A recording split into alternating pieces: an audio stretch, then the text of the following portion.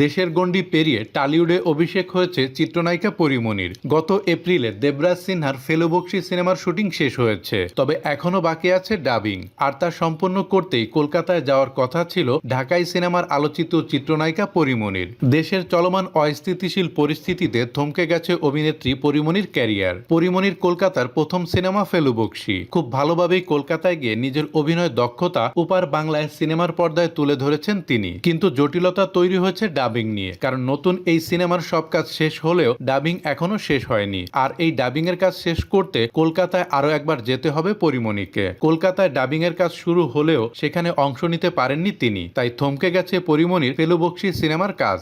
Visa জটিলতার কারণে কলকাতায় যেতে পারছেন না পরীমনি। দেশের চলমান অস্থিতিশীল পরিস্থিতির জন্য ভারতীয় দূতাবাস এখন শুধুমাত্র মেডিকেল ও স্টুডেন্ট ভিসাই চালু রেখেছে, যে কারণে আটকে গেছে পরীমনির ভিসা। আর তাই ক্যারিয়ারের প্রথম টালিউড সিনেমা নিয়ে অনিশ্চয়তায় পড়েছেন এই অভিনেত্রী।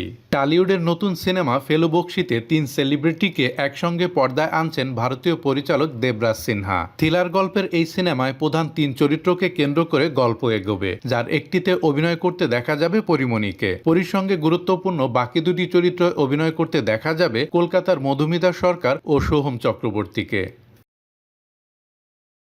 সবসময় আপডেট ভিডিও পেতে আমাদের চ্যানেলটি সাবস্ক্রাইব করে রাখুন।